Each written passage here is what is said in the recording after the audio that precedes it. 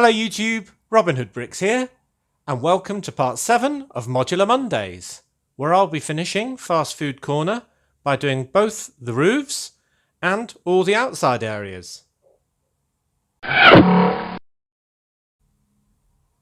Right, before we get started, I've just got a few amendments to show you, which are a combination of suggestions from viewers and things I've spotted. So first of all, somebody mentioned that the mannequin that's modelling the climbing gear looked a bit like a potential axe-wielding murderer, in the sense that he was just sort of lurking in a shop. So just by simply putting him on a 2x2 modified plate, he looks a bit more like a mannequin because he's standing on something. And with that in mind, I thought I might add a second mannequin, which would be the wildlife photographer from Series 16. Now, I can't have her with a yellow face because then she'll look like she's a real person. So I'm going to swap that over for a trans clear head. So then we've just got a nice sort of Arctic suit with Parker sort of hood. So I've put another one of those modified plates in dark blue to take that mannequin. So there's a second one there, and you can see it makes the store even more full and even more busy. So I like that. That's very good.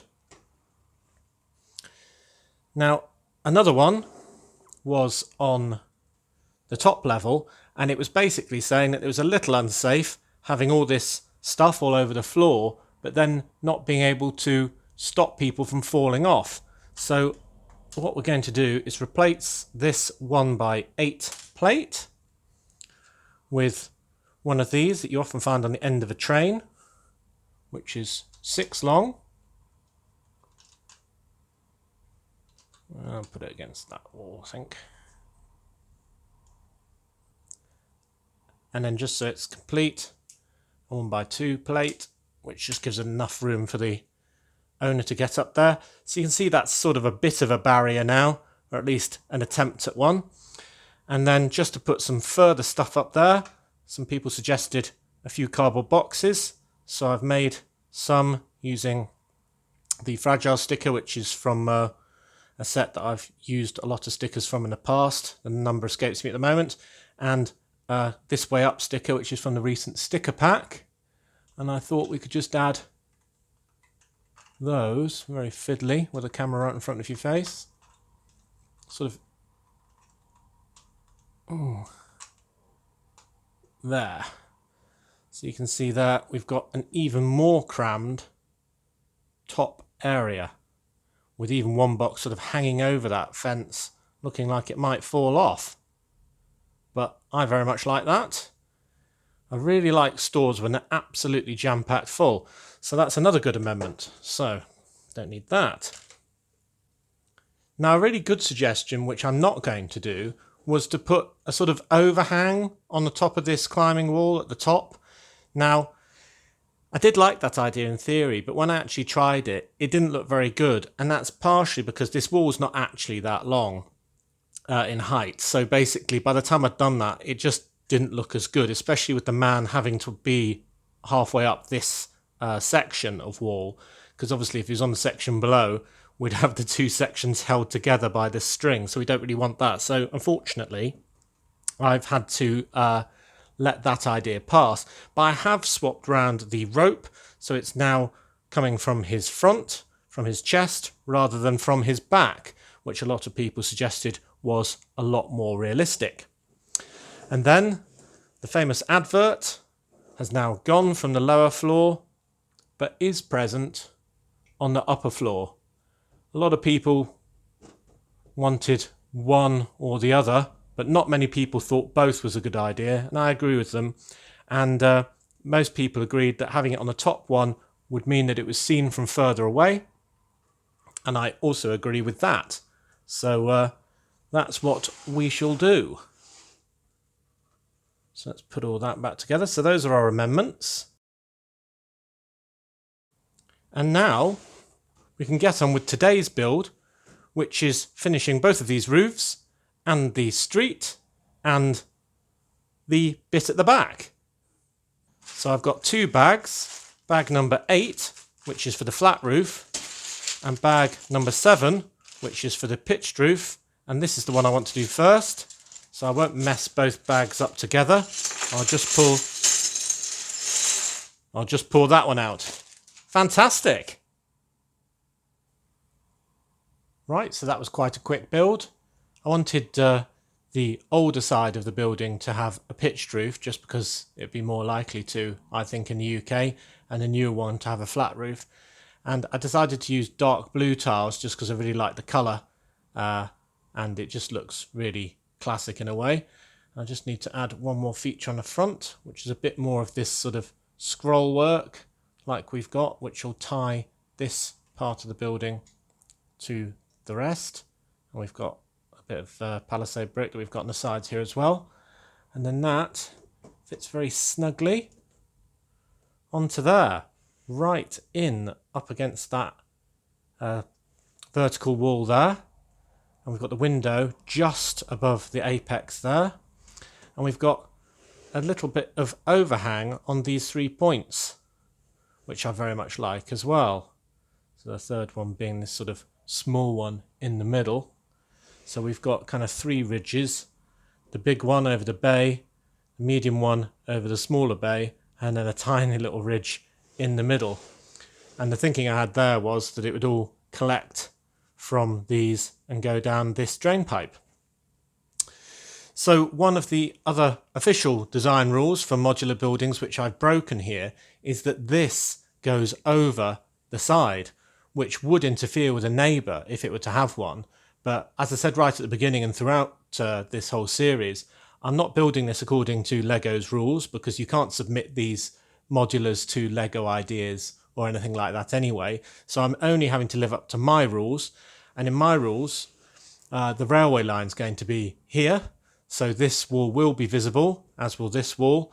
So having this small overhang here will actually look more lifelike rather than anything else. When I do make a neighbour for this, it will be concealing this wall, which is a bit of a shame because it actually looks quite attractive as well. But nonetheless, so but it's an interesting point that this does overhang. But I think this large overhang of this piece, being 2 bricks and then a little bit more for this peak over the bay, just really adds to the 3D texture of the entire front of this build. So look at that from all angles. I think that looks absolutely fantastic. Really happy with that. And it fits so snugly. And when I designed it, obviously I've got to have certain bits of it cut away in order to fit against this side. But I've managed to get them in dark blue bricks, so you'd be none the wiser. And it just fits absolutely perfectly. And for the flat roof, I'm going to need final bag number 8, which is mainly plates and white bricks and little bits. I'll tip that over there. Fantastic. Can't wait to see this thing done. You know, it's been in those bags for months while I've accumulated the pieces, and I haven't built this other than digitally on Lego Digital Designer. So seeing all this for the first time in real life is as exciting for me as it is for you. Now the flat roof's a bit more complicated. Bit of an odd shape that I had to make out of plates that's thoroughly supported underneath as well. Well, it's exciting, isn't it? Nearly finishing this. Oh yeah, fits well. Great, now I just have to do all the decor and some air conditioning units. And here we are, the flat roof completed. I've kept that lovely curve that we've got on the entire building going all the way up. And I've also echoed the 1x1 round plates that are in the window edges all around the outside using modified bricks of all different types. And in between each one, I've just put a 1x1 tile in white. So it makes it very 3D, as you can see from above. And it also increases the piece count quite a lot. And then in the middle, I've got some sort of vents and a large air conditioning unit with some ducting as well. So the only thing that remains is to add this to our building. I'm happy to say it fits perfectly. If it didn't, it'd be a bit of a worry, wouldn't it? And there we go. Oh yes, I'm really happy with that. Oh, it looks great from every angle. I mean, I was thinking at one point of not putting the decor on the sort of two back sides that are white bricked.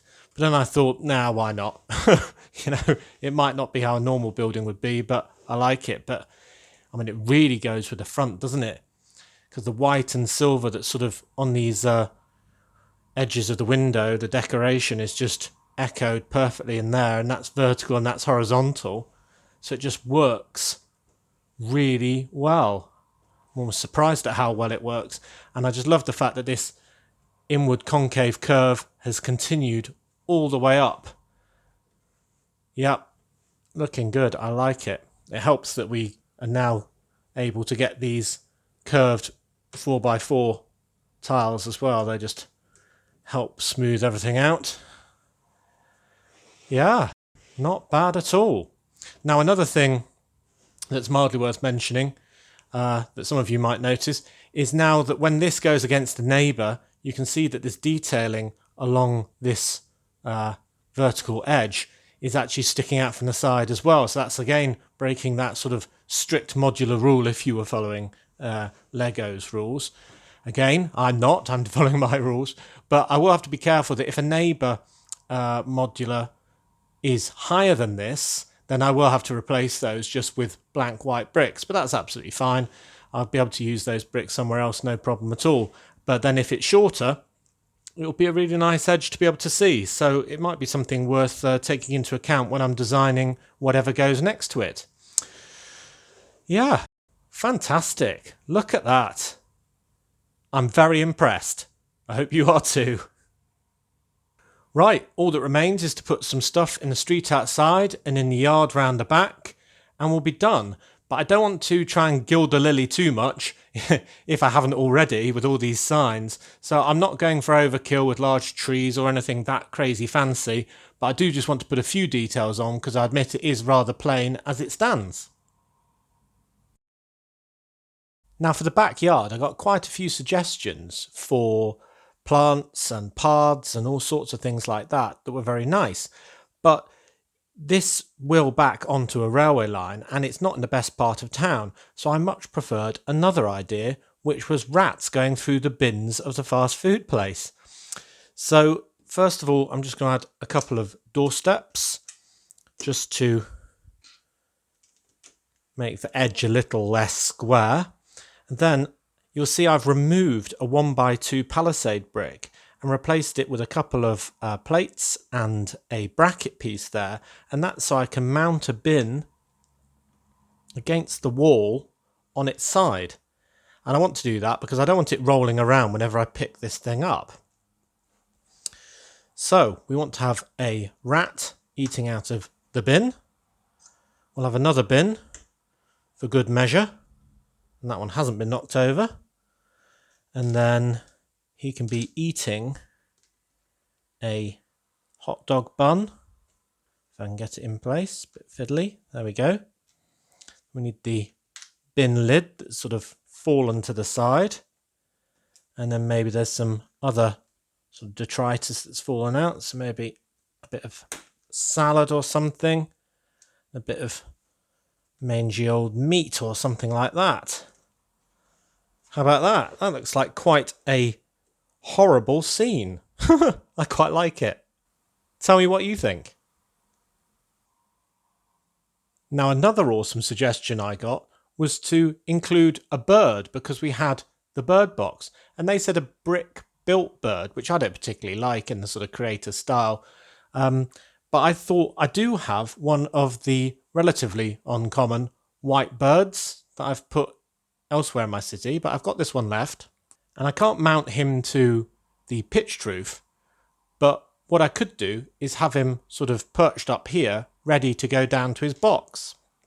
So I thought if I pulled up these two tiles and replaced them with a 1x2 jumper and a different tile, then he could just be sort of perched on the roof there, ready to swoop down. I think that's a nice little effect, and we'll be able to see that from the main perspective of the room, because we'll be looking at the back of this from the door into the Lego room, but we'll be able to see the front from the second standing hole. But this will be a good feature from the more plain side. So I like that. Good. Right, let's do the front. Outside and the front, I thought I'd start off with a letterbox, and that's done in the style of a UK letterbox, albeit square. Some of them are square, I think. The sticker is from the Airport Starter Set 60100. Got a few of those, so I can put one on each and every one of my mailboxes in my city. So I'm going to put that there. And then why not have a young lady posting a letter? And I mount her to that jumper plate. So there's one little nice scene already. On the other extreme, I thought I'd have a customer leaving the outdoor adventure shop, and who better to be a customer of that than the Series 16 hiker, who's clearly just bought a new compass. He's looking a bit clueless. We can have him leaving there. I think that looks pretty good. He's got his nice rucksack on and so on. Then we always want an animal in every scene, so here we go. There's a nice fire hydrant with somebody sniffing it. Very nice. And then I've got some sort of more ugly sort of waste bins outside that you might find outside a fast food place. One for recycling as well in the same style. These have just got a 1x2 plate and then a tile on the top. That's how they work. Clipped on there. But they're the sort of thing you might see outside a fast food place. And then that, I think, is a pretty bustling and complete scene that can be dropped straight into Brick Nottingham. Brilliant. I'm so happy with it. So there it is in all its glory. Fast Food Corner. So named because of the fast food joint on the corner, with its landmark sign representing the holy trinity of fast food: burger, fries and shake. And I must thank you all for the wonderful support I've had for this. Believe it or not, when I designed it, I wasn't necessarily even going to build it. And then I thought when I started the channel that I would build it, but I was quite nervous because I thought some people wouldn't like it, especially the use of these Junior's glass pieces. I thought people wouldn't particularly like, and maybe we just underappreciate our own creations because I was quite anxious of showing it. But you've all really been fantastic and very generous with your praise. So now I've done it and I can see it in its full light, I'm very happy with it as well. And I'm really glad I did it. And you'll be glad to hear that I will be doing another one, though not immediately, because it takes a while to design something this big and complicated and fully packed full of stuff. And if only I could drop the day job and do it full time, it would all come a bit sooner. But nonetheless, we'll get to the second one whenever we can. Now, don't forget that next Monday I am planning to do a video that demonstrates some of the design process. I designed this on LDD, which is Lego Digital Designer. Unfortunately, Lego don't support that program anymore, but you can still download it.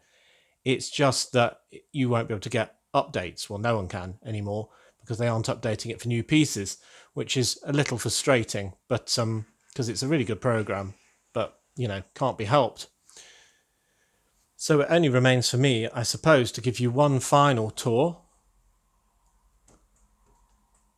I can take all of this off in one go now. Fantastic. So if you haven't watched the previous 6 episodes of Modular Mondays and Fast Food Corner, I suggest you do. But as a quick recap, here's where it all started in the fast food joint. And it all started with these very garish but fun Juniors pieces that helped me design this 10 by 10 fast food joint. Then I designed a very different looking building for the pawnbrokers, with its wonderful floor and full of all sorts of knickknacks and a big carpet on the wall and so on. Then I designed a pharmacy, just because it was something else that you could easily pack with lots of drawers and packets and jars and things to sell. And then last but not least was the stairway with the snowshoe handrail and wonderful outside sign to take you up to the Outdoor Adventures shop. And I do love this pharmacy shop front as well. And obviously we've got all these scenes on the outside, including the spilt bin scene, which is becoming a firm favourite of mine, I must say.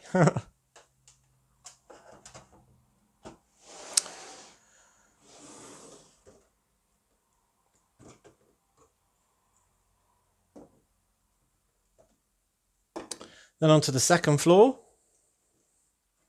This outdoor adventure shop was inspired by the fact that I had lots of equipment from set 60202, which was the Outdoor Adventures People Pack. And I really wanted to use things like the tent, the canoe, and the raft that we'll see in the next floor in my city. But because it's a central city location, it didn't really seem to make a lot of sense. But this was a great excuse to use all those wonderful pieces and those backpacks on the backpack wall to great effect. And there's the bottom of the 2-tier climbing wall as well, and more stuff, including the wonderful guitar rack in the second floor of the pawnbrokers with its very traditional sign, 2 more parts of the Holy Trinity fast food sign, and some window boxes.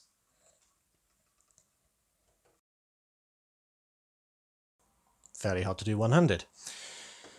Then we've got the third floor, which is a continuation of the second floor.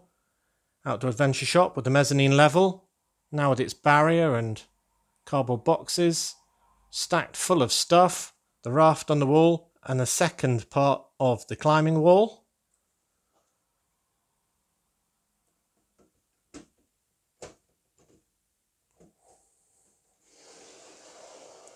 And then what we did today, a pitched roof that fits satisfyingly snugly, I must say, on the pawnbroker.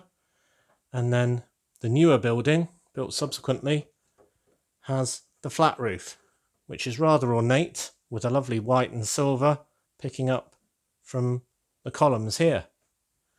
So there we have it. Oop. Fast Food Corner in all its glory. If you haven't already, I suggest you watch all of the 6 parts that lead up to this, because it's been a wonderful journey. And thanks again to all of you who gave me wonderful suggestions that I've managed to incorporate into the set to make it even better. I suppose all that remains now is for me to very carefully take this upstairs and place it in the Lego room. Unfortunately, the area that I've designed for it to go is actually a bit away from everything else that I've done to date, because I wasn't imagining I'd get it done so soon. So it's going to be a little out on its own, but it will still look fantastic. At least it'll have the rest of the city as a backdrop. Let's go. Here we are at last. Fast Food Corner as a fully fledged element of Brick Nottingham. And as I warned you, it is a little bit stuck out on its own at the moment. But suffice to say that the beach that's on the other side of the tracks, you can just see the beginning of there, will have a line of modulars behind it on the far side of the tracks from where we are. And this will be the start of a run of 3 modulars, 1, 2, and then a third one where there isn't a base plate there. And this double base plate area here will be where the main railway station is, which will link up with our new final tram stop. Yes. So we'll have modulars back to back with a train line in between, and that will give us the effect that we've got elsewhere of seeing a train sort of periodically through the gaps, which I like very much. But it is looking very good indeed in position. Now, another unfortunate thing in some respects is that from the main viewing angle of the room, which will be over there where the door is, you'll only be able to see Fast Food Corner from behind. So that's a bit of a shame, but we'll be doing more filming from this standing hole rather than the standing hole in the centre shot at the moment in the coming months as we develop this area as well, because the railway line in the middle there really represents the middle of the Lego room, and I do intend to fill the whole thing as full as the area right over there. So this will be eventually right in the middle of everything. Yep, brilliant.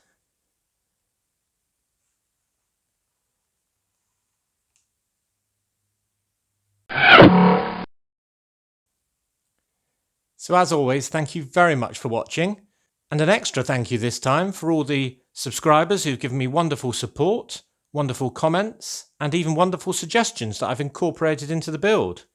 It wouldn't be the same without you. Do also remember to comment, like, and most importantly subscribe for more awesome LEGO videos.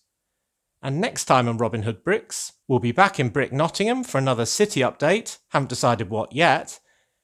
And next Monday we'll be doing part 8 of Fast Food Corner, where we'll be looking at the digital design process that I went through to design this wonderful modular. So, see you then!